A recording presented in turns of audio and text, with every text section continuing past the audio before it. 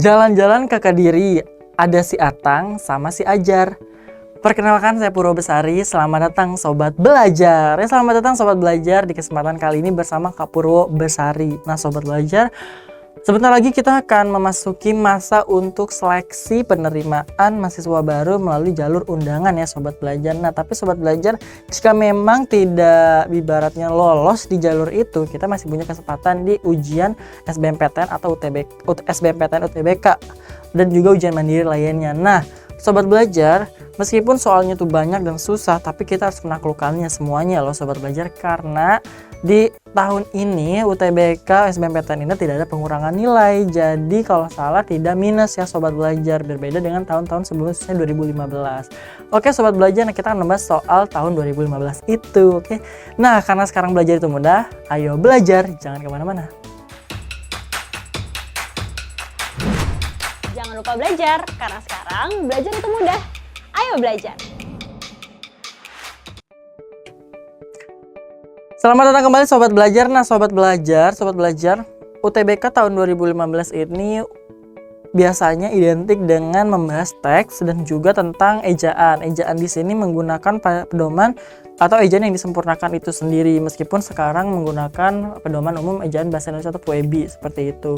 Nah jadi kita akan lebih banyak membahas bagaimana teks untuk menganalisa teks, mengetahui apa itu ide pokok dan lain sebagainya. Lalu kita juga menganalisis penggunaan penulisan huruf kapital, kata gabung dan lain sebagainya seperti itu. Oke, langsung kita masuk ke teks pertama.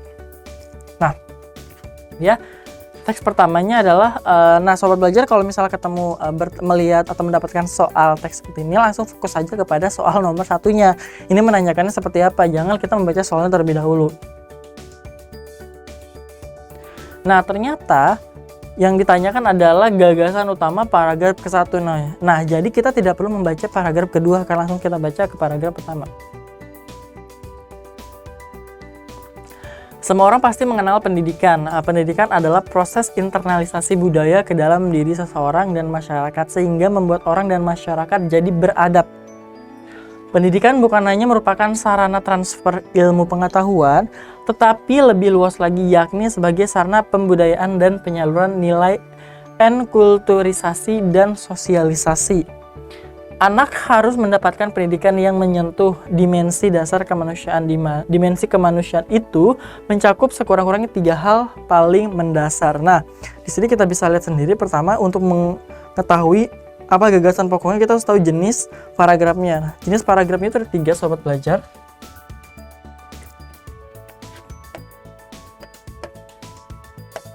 Yang pertama adalah yang namanya jenisnya itu adalah paragraf deduktif.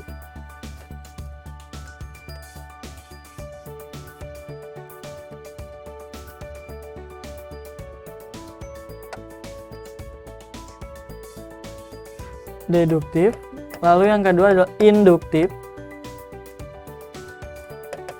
Dan yang ketiga adalah paragraf campuran. Apa itu paragraf campuran? Paragraf campuran adalah yang kalimat utamanya yang berisi gagasan utama berada di awal dan juga di akhir. Biasanya seperti itu, penekanannya ada yang sama di awal dan di akhir. Kalau induktif, ini adalah kalimat utamanya berada di akhir.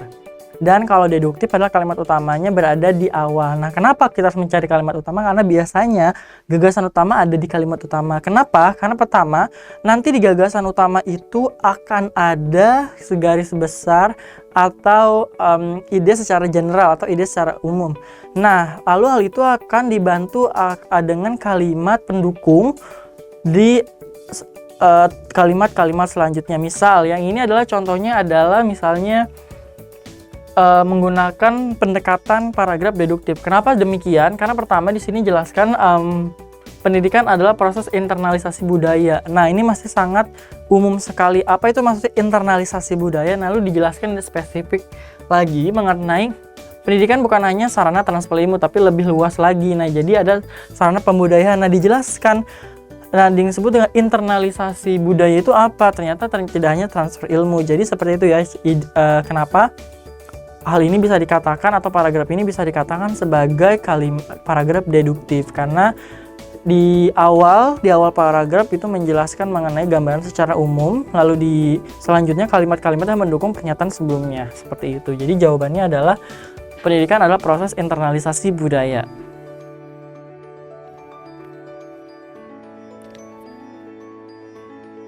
Nah, di sini ada ya, pendidikan adalah internalisasi budaya, itu opsi B. Nah, seperti itu, pendidikan adalah opsi internalisasi budaya. Nah, dan di sini kita juga bisa melihat bahwa misalnya yang lain kurang tepat ya, misalnya pendidikan bukan sarana transfer ilmu, tapi tidak hanya transfer ilmu, tapi juga sarana pembudayaan, seperti itu. Lalu yang kedua, manakah pertanyaan yang jawabannya terdapat dalam paragraf kedua? Nah, ini juga langsung di pertanyaan kedua, ini spesifik menanyakan ke paragraf kedua, jadi kita fokus saja ke paragraf kedua, seperti itu, oke? Kita langsung cari pilihannya di opsi pilihan, lalu kita bandingkan dengan teks. Pertama kita akan membaca dulu A. Mengapa pendidikan karakter merupakan pendidikan budi pekerti? Jadi mencari alasan dari pendidikan karakter itu sendiri.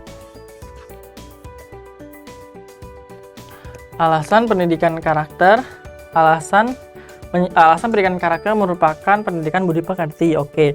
Lalu kedua, mengapa kecerdasan emosi penting dalam alasan juga? Alasan pentingnya kecerdasan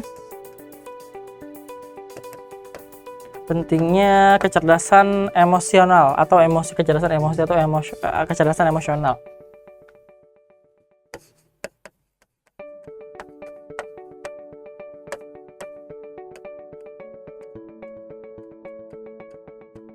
Lalu yang C, bagaimana pendidikan karakter yang sistematis dan berkelanjutan. Nah, di sini ingin mengetahui bagaimana atau cara untuk mengetahui pendidikan karakter yang sistematis dan berkelanjutan itu sendiri. Jadi, cara atau proses dari pendidikan karakter. Nah, oke. Lalu yang D, bagaimana pendapat Lickona tentang aspek pendidikan karakter. Jadi, ini adalah pendapat dari si ahli ini atau pendapat dari Lickona ini, oke?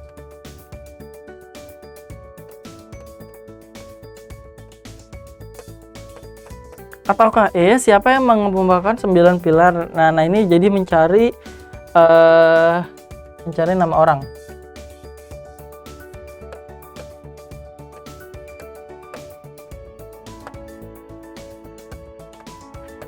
Nah, yang E mencari nama orang ya, siapa yang mengemukakan 9 pilar karakter berasal dari nilai luhur universal. Jadi kita akan cari tahu ya alasan mengenai pendidikan karakter dan lain sebagainya. Kita langsung fokus ke paragraf kedua.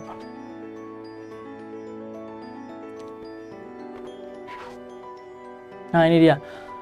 Pendidikan karakter adalah pendidikan budi pekerti plus, yaitu melibatkan aspek pengetahuan, perasaan, dan tindakan. Menurut Lickona, tanpa ketiga aspek itu, pendidikan karakter tidak akan efektif. Dengan pendidikan karakter yang diterapkan secara sistematis dan berkelanjutan, seseorang akan menjadi cerdas emosinya. Kecerdasan emosi ini adalah bekal penting dalam mempersiapkan anak menyongsong masa depan. Terdapat 9 pilar kecerdasan karakter yang berasal dari nilai-nilai luhur universal, yaitu karakter cinta Tuhan dan segenap ciptaannya, kemandirian dan tanggung jawab, kejujuran amanah, dan diplomatis, hormat dan santun, dermawan, suka menolong, dan gotong royong atau kerjasama. Percaya diri dan pekerja keras, kepemimpinan dan keadilan, baik dan rendah hati, serta toleran dan cinta damai. Oke, di sini tidak ada ya alasan kenapa budi pekerti kenapa pendidikan karakter adalah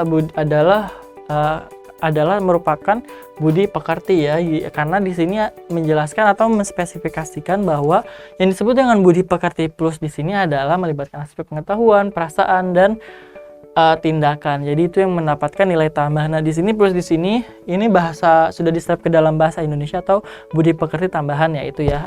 Jadi ini sudah baku sobat belajar. Nah, di sini menjelaskan atau memberikan dukungan atau ibaratnya penjelasan secara lengkap mengenai pendapat dari Lickona itu sendiri mengenai 3 aspek yang tadi, yaitu tentang aspek pengetahuan, perasaan, dan tindakan. Di sini dijelaskan secara detail gitu kan. Nah, di sini pun tidak dijelaskan gitu kan. Secara sistematis dan berkelanjutan itu bagaimana prosesnya untuk mendapatkan, tapi juga ini adalah salah satu bagian untuk menjelaskan pendapat dari Likona itu sendiri. Jadi ini tidak ada jawabannya di sini. Lalu yang terdapat 9 pilar ini kita juga tidak tahu nih siapa yang mengemukakan 9 pilar ini. Likona hanya menjelaskan bahwa tanpa 3 aspek itu pendidikan karakter tidak akan efektif seperti itu. Jadi ini bukan dari si Likona. Jadi di sini lebih menekankan pada pendapat Likona tentang proses pendidikan karakter itu sendiri. Oke, jadi jawabannya itu pendapat si Likona ya. Nah, jadi jawabannya adalah bagaimana pendapat Likona tentang aspek pendidikan karakter. Nah, itu ya. Jadi jawabannya adalah yang D. Bagaimana pendapat Likona tentang aspek pendidikan karakter itu sendiri, oke?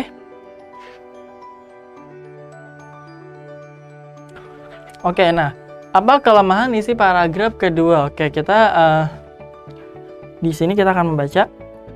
Tidak ada hubungan antara penjelasan kecerdasan emosi kalimat 9 dengan 9 karakter. Oke, kita akan lihat ya nanti ya, yang B. Plus pada pendidikan karakter kalimat tidak dijelaskan secara rinci pada bagian berikutnya. Nah, di sini jelaskan ya tentu saja ya. Misalnya tadi ada tindakan, perasaan, dan juga pengetahuan. Jadi dijelaskan ya. Lalu C, penjelasan tentang pendidikan sebagai sarana transfer ilmu bertentangan dengan konsep pendidikan. Nah, ini tidak bertentangan ya sobat belajar ya. Lalu yang D, tidak ada hubungan ya, ketiga aspek yang dimaksud Likona. Kalimat 7 dengan nilai plus pada, nah di sini dia mengatakan kalau misalnya tidak ada 3 aspek itu tidak akan efektif, jadi ada hubungannya. Jadi ini juga salah pernyataannya. Penjelasan tentang kecerdasan emosi kalimat 8 tidak berkaitan dengan pendidikan karakter. Nah di sini juga dijelaskan apa hubungan pendidikan karakter dengan kecerdasan emosi itu sendiri ya sobat belajar. Jadi kita akan melihat bahwa ternyata yang tidak salah di sini, atau misalnya yang tidak salah pernyataannya adalah yang A, yaitu tidak ada hubungan antara penjelasan kecerdasan emosi kalimat 9 dengan 9 karakter. Nah, kita akan lihat ya.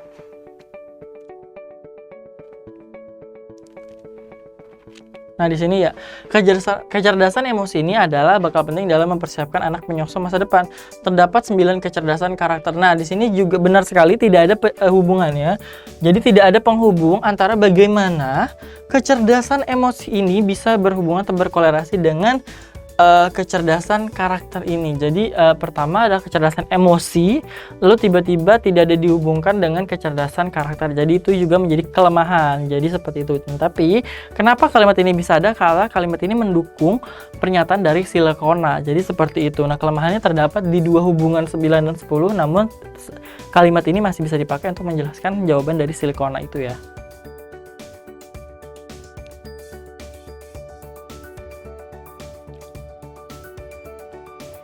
Nah, kalimat 8 maksudnya di pertanyaan 4, manakah kata yang dapat menggantikan kata dicetak tebal pada kalimat 8? Nah, diterapkan. Oke, diterapkan itu berarti artinya adalah dapat diterapkan ya.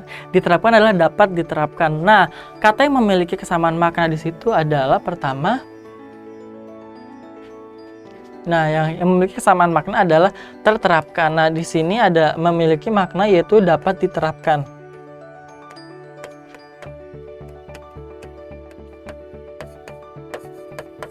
Nah, kalau misalnya diganti dengan menerapkan, ini bentuk pasif. Sementara ini aktif. Nah, mohon maaf.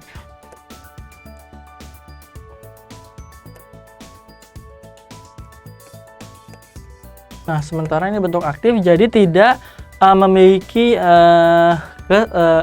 kelas kata yang sepadan seperti itu. Jadi yang sepadan adalah terterapkan yang memiliki makna dapat diterapkan itu sendiri. Nah, menerapi dan diterapi ini memiliki makna yaitu bisa memberikan terapi. Jadi kurang cocok ya, ini adalah untuk dipakai ya.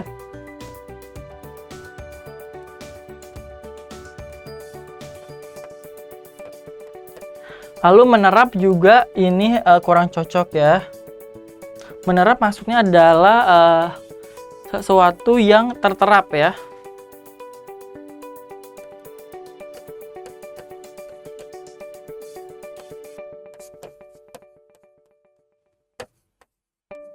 Nah, jadi opsinya adalah yang B yang benar terterapkan. Dengan pendidikan karakter yang terterapkan secara sistematis dan berkelanjutan, seorang anak akan menjadi cerdas emosinya. Nah, itu ya jawabannya yang tepat ya. Lalu kalimat 5, peletakan kalimat tersebut tepat bila diletakkan. Oke, 3 hal tersebut ialah kemampuan beradaptasi, hubungan sosial, dan juga rasa aman. Oke, 3 hal tersebut ialah. Nah, jika sobat belajar tadi ingat dengan paragraf pertama di kalimat kelima, itu ada tuh 3 aspek penting rasa aman. Nah, kita akan lihat ya. Nah, kita akan lihat di sini sebelum kalimat 5, setelah kalimat 4, setelah kalimat 5, sebelum kalimat 4, dan sebelum kalimat 3. Jadi kita fokus ke paragraf pertama.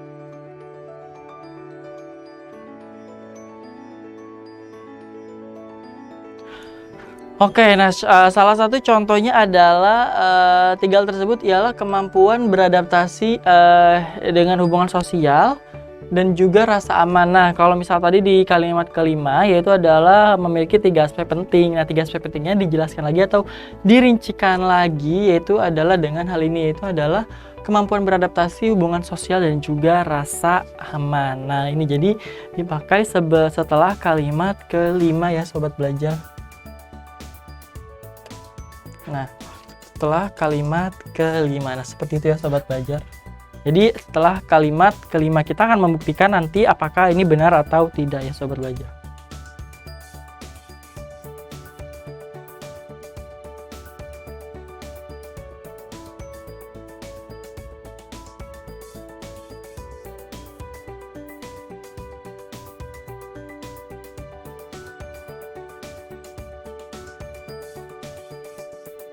Oke, nah di sini kita akan melihat ya sobat belajar kalimat paragraf pertama. Nah di sini, oke.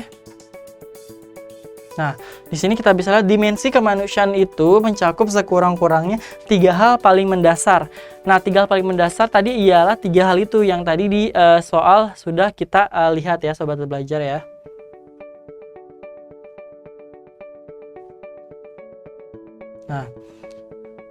Nah, yaitu adalah kemampuan beradaptasi, hubungan sosial, dan juga rasa aman. Jadi, ini adalah spesifikasi atau detail dari kalimat kelima itu sendiri dan diletakkan tepatnya setelah kalimat kelima. Seperti itu ya, sobat belajar.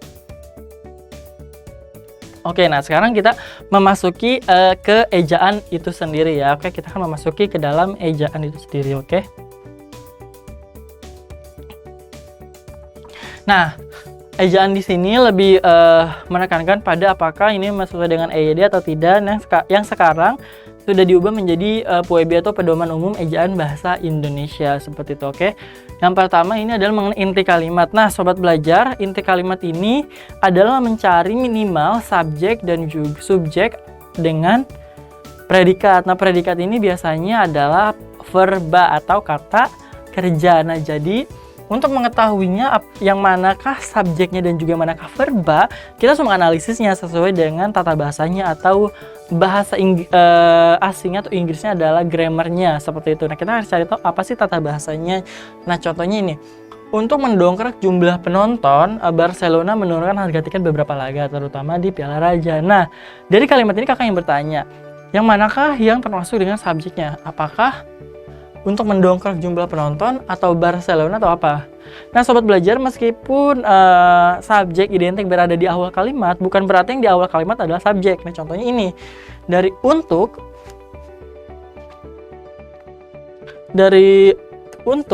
sampai dengan penonton ini disebut kata keterangan ya.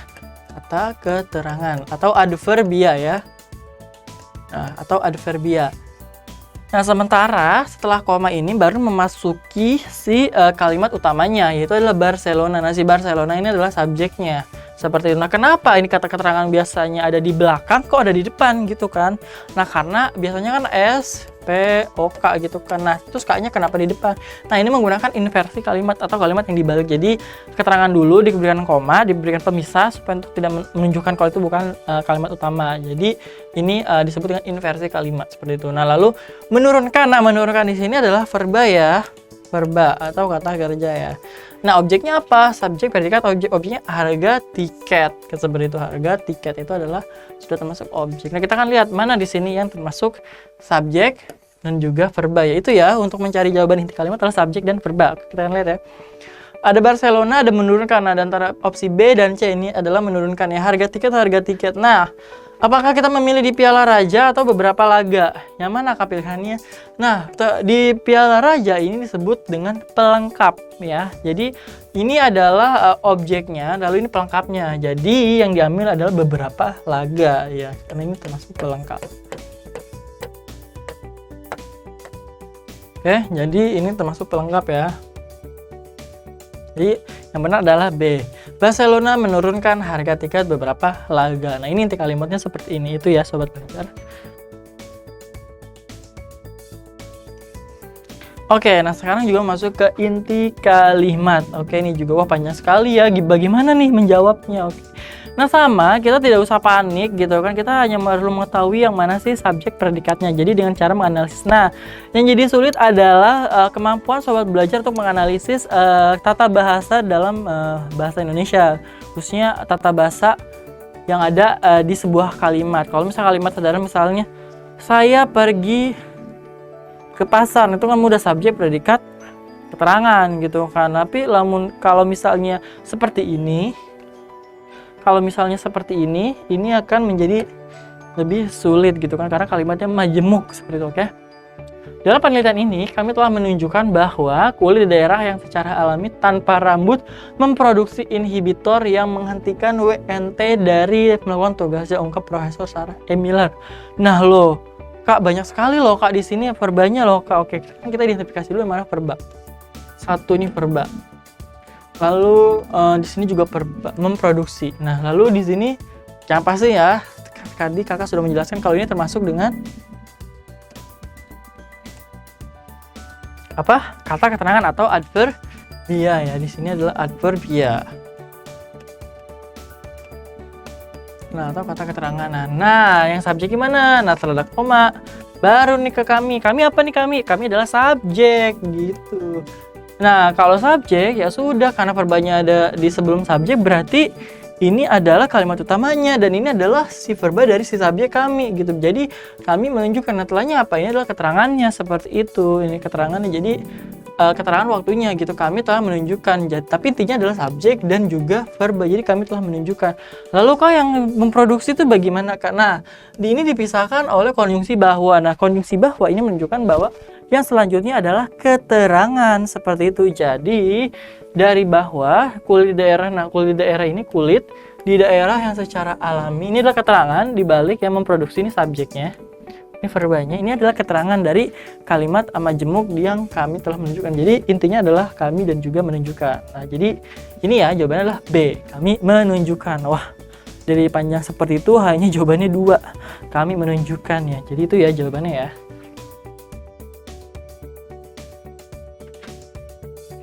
Lalu di kalimat yang baku, nah kalimat baku ini kita bisa lihat dari bagaimana cara penulisannya, lalu juga ejaannya, lalu juga konteks kalimatnya atau diksinya tepat atau tidak seperti itu. Oke, kita akan lihat ya.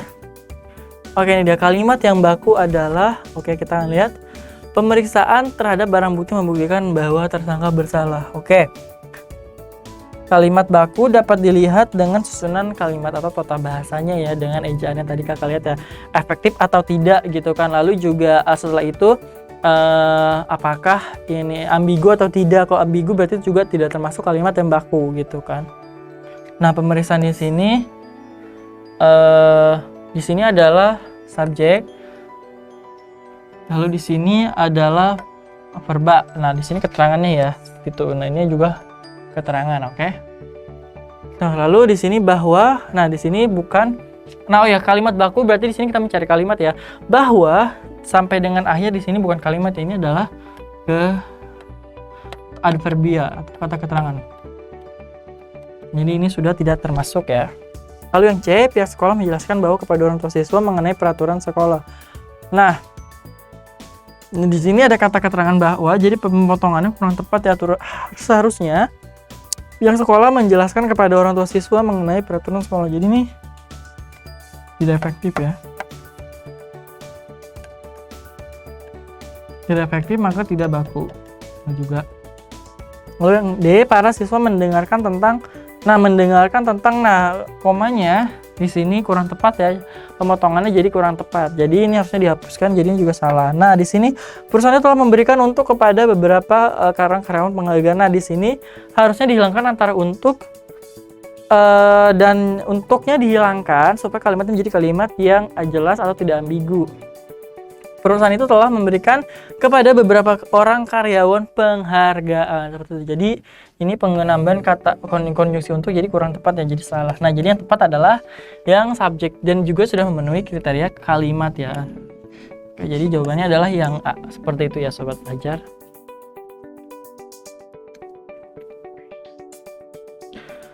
Oke nih, ketika kita bertemu lagi dengan inti kalimat, masih ingat kan dengan inti kalimat, bagaimana cara mencarinya inti kalimat sobat belajar? Oke. Nah, inti kalimat adalah, ini kita sudah langsung saja, kita sudah ahli, ini adalah adverbia atau keterangan. Lalu pupuk kaltim, nah ini sudah satu frasa ya, bukan pupuk dan kaltim ya, maksudnya pupuk kaltim ya, di sini subjeknya. Nah, akan kembali keterangan menyuplai. Nah, menyuplai apa ini? Verbanya gas. Objeknya. Jadi keterangan adalah pupuk kaltim menyuplai gas. Oke. Ada tidak pupuk kaltim? Nah, ada ya pupuk kaltim menyuplai gas, yang B seperti itu. Oke. Ini adalah keterangan waktu, ini ada verbnya juga. Seperti itu ya sobat belajar. Oke, nah kata-kata yang tepat untuk melengkapi kalimat di atas. Nah, di sini adalah ini sama semua ya kata-katanya. Jadi kita hanya memilih bagaimana penulisan yang benarnya, sobat belajar. Jadi kita tidak perlu memilih yang mana ya kata yang tepatnya. Ini masih bisa dikatakan masih mudah ya soalnya. Oke, ketidakkonsistenan dengan di antara. Nah, bagaimana sih penulisannya tepat itu? Nah, sobat belajar, ini ketidakkonsistenan adalah kata yang mendapatkan imbuhan atau turunan kata yang mendapatkan imbuhan dari kata tidak konsisten ya. Tidak konsisten. Oke, tidak konsisten. Lalu di antara adalah preposisi di antara. Nah, yang namanya preposisi otomatis penulisannya harus dipisah di spasi antara. Kita kan lihat dulu di spasi antara yang tidak dipisah yang mana, pilih opsi C dan opsi E. Jadi kita hanya akan menjawab opsi A, B, dan D seperti itu. Nah, lalu bagaimana penulisan ketidakkonsistenan yang tepat gitu kan? Nah, jawabannya adalah ketika mendapatkan imbuhan di awal, mendapat imbuhan ke dan mendapat imbuhan an di akhir. Nah, maka dua frasa dasar tersebut haruslah digabung, tidak boleh dipisah meskipun misalnya awalnya dipisah, tidak konsisten. Jadi ketidakkonsistenan harus digabung jadi ketidakkonsistenan. Jadi yang opsinya adalah yang D gitu. Seperti itu. Jadi contohnya adalah pertanggungjawaban dari kata dasar tanggung jawab ya. Nah, tanggung jawab. Mendapat imbuhan pertanggungjawaban maka digabung pertanggungjawaban. Tapi kalau misalnya dapat imbuhannya yang awal, contohnya bertanggung jawab, maka itu diberikan spasi ya. Jadi contohnya bertanggung jawab ini diberikan spasi ya, di sini spasi seperti itu. Kecuali pertanggungjawaban. Nah, seperti itu ya sobat belajar. Oke, penulisan gabungan kata di bawah ini benar ke semuanya nih. Jadi kita harus cari tahu yang mana yang benar semuanya penulisan gabungan kata ini ya, sobat belajar.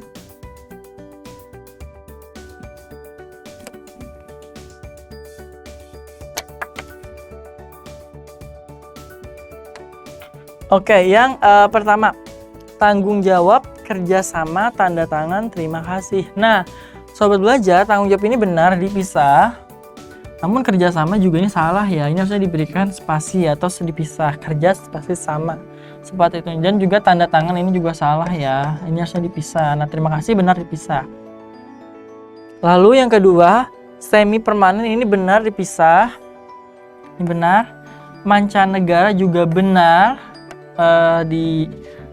digabung. Lalu juga pasca sarjana. Nah, ini salah ya sahabat, pasca harusnya tidak perlu ditambahkan dengan sarjana. Jadi ini salah ya. Dan Idul Adha. Nah, Idul Adha ini sudah diserap ke dalam bahasa Indonesia, maka penulisannya digabung ya. Dalam bahasa Indonesia ini sudah menjadi kata bahasa Indonesia dan harus diserap dengan kata Idul Adha. Dan ini pun berlaku dengan Idul Fitri. Jadi ini Idul Fitrinya sudah tepat ya. Ya. Nah, acap kali di sini juga sudah benar. Ini juga benar. Barangkali juga ini benar. Nah, di mana ini salah ya? Harusnya di spasi mana? Penulisannya yang tepat adalah di spasi mana. Yang tepat itu ya, sobat belajar ya. Di spasi mana. Oke. Lalu yang ke D, olahraga ini benar digabung. Benar. Sabta marga ini benar digabung. Lalu juga orang tua juga dipisah, benar. Dan Idul Fitri juga dipisah. Seperti itu ya sobat belajar ya, oke. Nah, lalu yang E, kacamata ini benar digabung. Lalu duka cita, nah ini benar ya digabung. Sapu tangan ini harusnya digabung ya, jadi salah. Halal bihalal ini benar. Jadi yang tepat adalah yang D, olahraga, sabta marga, orang tua, dan Idul Fitri. Nah, sobat belajar baru tahu kan sapu tangan ternyata digabung, jadi bukan sapu spasi tangan ya.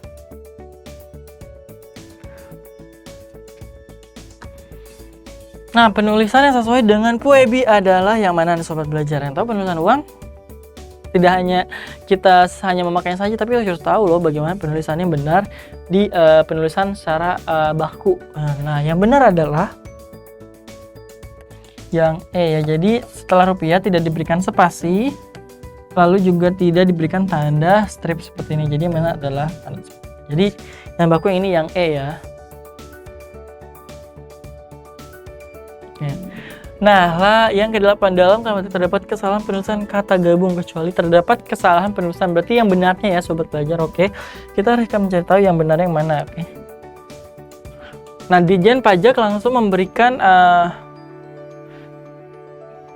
kesalahan dan juga kecuali, berarti yang benar gitu. Nah, ini juga jangan sampai terkecoh ya. Pasca laporan. Nah, pasca laporan dengan pasca itu harus digabung ya, pasca laporan. Jadi ini salah ya. Oke, lalu selanjutnya adalah mengenai para narapidana ikut terbakar ketika lembaga permasyarakatan tersebut terbakar kemarin sore. Nah, sobat belajar, narapidana ini haruslah digabung ya. Jadi ini salah ya, jadi ini harusnya digabung. Lalu yang C, setelah satu dasawarsa berlalu baru kota itu terlihat menjadi kota tujuan. Nah, dasawarsa ini sudah benar penulisannya digabung. Lalu yang D, upaya perdamaian akan dilakukan setelah ketegangan masyarakat antar. Nah, antar wilayah ini harus digabung karena bertemu dengan kata antar. Kecuali antara, baru dipisah antara wilayah A dan B. Tapi ketika antar itu harus digabung karena untuk supaya menghilangkan keterangan bahwa ini adalah verba itu antar, mengantar. Jadi yang digabung ya, antar wilayah. Jadi tulisannya adalah antar wilayah. Jadi salah. Yang D, yang E, unjuk rasa anti Cina di sini ini harus dipisah ya, anti pasti Cina. Jadi ini salah ya. Jadi yang tepat adalah yang C. Salah satu dasawarsa karena istilahnya salah. Oke, itu ya jawabannya ya sobat belajar.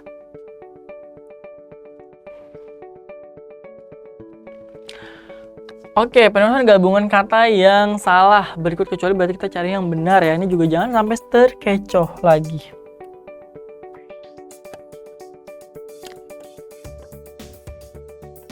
Oke, yang pertama, pada waktu rapat di gedung MPR DPR, anggota DPR mengelap keringatnya dengan sapu tangan. Nah, sapu tangan ini haruslah digabung ya, sobat belajar. Tadi kakak sudah bilang. Oke, lalu yang B, zaman sekarang sedang musimnya orang berdharma wisata. Nah, dharma wisata ini digabung ya, bukan dharma spasi wisata, tapi berdaja, sehingga berdharma wisata ini harus digabung jadi berdharma wisata. Langsung saja nih gabung.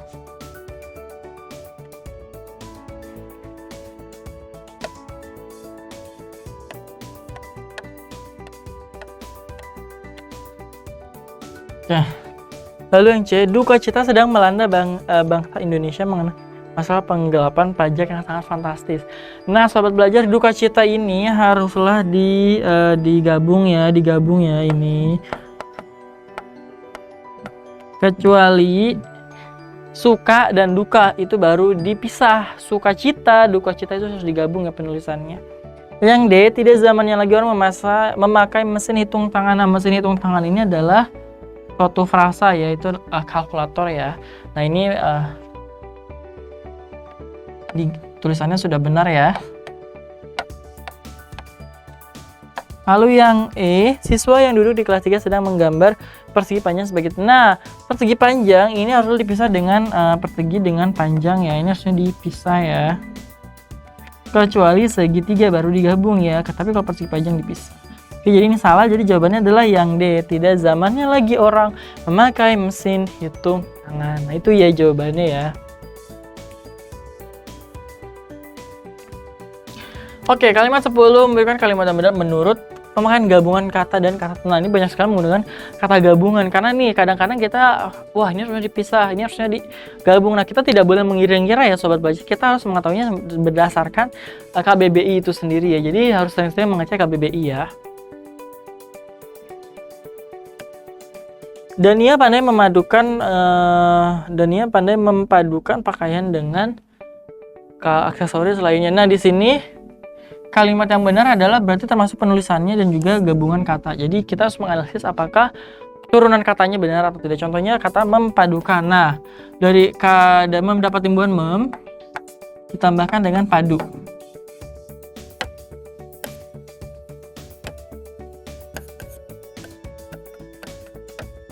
Nah, karena imbuhan mem bertemu dengan kata dasar yang diawali dengan huruf K, T, dan SP, maka memnya menjadi lebur. Jadi bukan mempadukan tapi memadukan. Jadi yang tepat adalah memadukan. Nah, jadi jawabannya adalah yang ini salah ya. Lalu yang B, beberapa rumah sakit, puskesmas, dan tempat praktik dokter merupakan tempat yang rawan terjadinya penularan tuberkulosis. Nah, tuberkulosis di sini tulisannya benar ya, digabung tuber bukan di spasi kulosis. Dan juga di sini sudah baku praktik, bukan praktek ya. Jadi yang benar adalah praktik ya. Praktikum bukan praktekum, seperti itu. Oke. Jadi ini jawabannya benar ya penulisannya. Lalu yang C, telah terjadi kesimpangsiuran di negeri ini tentang penyitaan harta kekayaan koruptor. Nah, kesimpangsiuran ini tidak perlu ditambah strip atau kata pemikat, tanda baca pemisah. Jadi langsung saja kesimpangsiuran. Jadi ini salah. Yang D, mari kita sambut pemimpin baru dengan sukacita. Nah, sukacita sama dengan duka cita ini harus digabung. Jadi ini salah ya.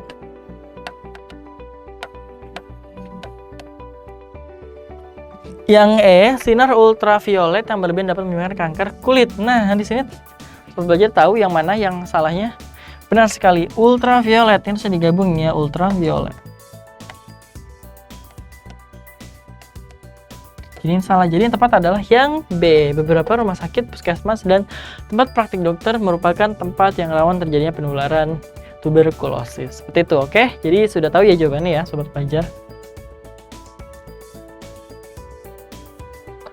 Oke, nomor 11. Setiap kalimat ditulis dengan benar. Nah, di sini kita harus mengetahui dari susunan kalimatnya, penulisan huruf kapital, huruf miring, kata gabungan, dan lain sebagainya. Seperti itu, oke?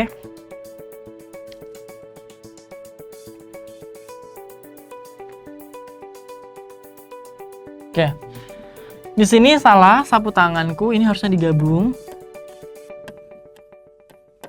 Salah.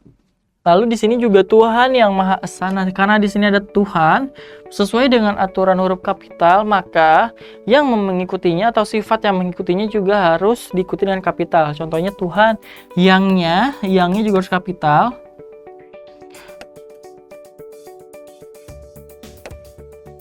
Nah, di sini yangnya harus kapital, lalu juga Maha, ini juga harus kapital, dan Esa. Nah, ini juga harus kapital. Nah, ini bukan Esa ya, tapi menurut KBBI dibacanya Esa ya.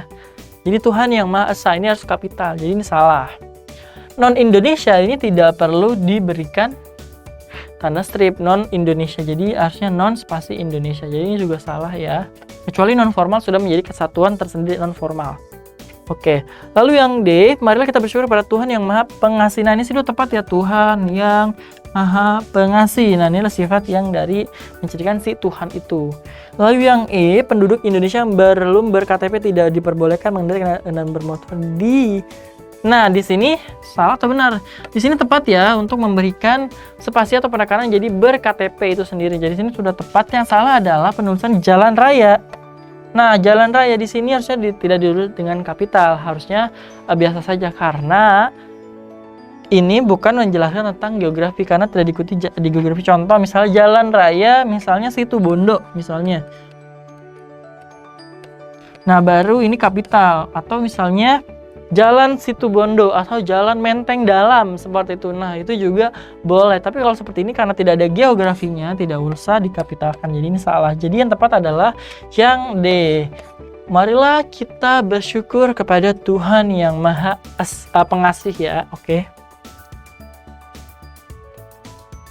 Oke, nomor 12. Nah, penulisan bilangan. Nah, penulisan bilangan ini bagaimana nih Kak? Apa ada aturan? Ada loh ternyata sobat belajar penulisan bilangan itu di PUEB. Yang pertama kita boleh menulis menggunakan huruf Arab atau angka Romawi, itu juga boleh. Contohnya abad 20 kita menulisnya dengan abad 20. Nah, itu juga boleh. Ya, oke. Nah, di sini kita akan analisis yang salah yang mana ya. Nah, oke, yang pertama anak kedua. Nah, ini anak kedua ini benar penulisannya seperti ini. Lalu juga juara satu ini menggunakan Romawi, ini juga benar. Lalu ini juga penulisannya benar ya. Ketiga seperti ini boleh. Lalu yang D, kedua. Nah, ini juga boleh nih kalau dalam ditulis dengan huruf. Lalu yang E kedua juga dengan huruf. Nah, loh kok benar semua? Nah, benar. Penulisannya memang benar semua sobat belajar, namun penempatan yang salah. Yang salah adalah yang C. Kenapa? Karena ketika berada di penulisan bilangan, ketika berada di awal kalimat, maka ditulis dengan huruf. Meskipun misalnya itu adalah angka misalnya 3. Nah, berarti tidak ditulis dengan angka tapi dengan huruf 3 misalnya seperti itu. Jadi ini salah. Jadi harusnya tulisannya adalah ketiga seperti yang di opsi E. Jadi ini salah ya. Jadi yang benar adalah yang salah adalah opsi C gitu. Karena penulisannya harusnya ketiga bukan ke spasi 3. Seperti itu ya sobat belajar ya. Oke, yang nomor 13, semua kata ditulis benar dalam kalimat ini, oke. Nah, di sini kita akan lihat sepak bola, di sini benar ya dipisah, benar sepak spasi bola. Tapi di spasi lapangan ini salah ya penulisannya karena harusnya di spasi lapangan karena di preposisi di bertemu dengan tempat. Lalu yang B, penonton sepak bola. Nah, di sini salah karena sepak bola dari spasi. Iran pun di sini juga salah ya, harusnya Iran spasi pun. Jadi salah. Lalu C, penanda tanganan. Nah, kakak tadi sudah menjelaskan penanda tanganan berarti harus digabung ya, karena dapat imbuhan P di awal dan juga an di akhir, jadi ini salah. Dan kerjasamanya sudah tepat ya dipisah. Lalu D, pendidikan prasekolah. Nah, pra-nya benar ya, prasekolah ini benar penulisannya seperti ini. Lalu yang E, pengurus PSSI belum dapat menindaklanjuti. Nah, ini juga sama nih, tindak lanjut belum dapat imbuhan me dan I di akhir. Jadi harusnya digabung. Jadi salah ya. Jadi yang benar adalah yang D, pendidikan prasekolah harus lebih diperhatikan. Oke? Itu dia pembahasan soal kali ini sobat belajar. Wah, ternyata banyak sekali ya kita telah membahas ejaan. Nah, jadi memang di UTBK 2015 ini lebih banyak ke ejaan dan juga penulisan yang sesuai dengan PUEB pada saat 2015 menggunakan ED. Oke? Nah, sobat belajar, karena belajar itu mudah, ayo belajar. Sampai jumpa.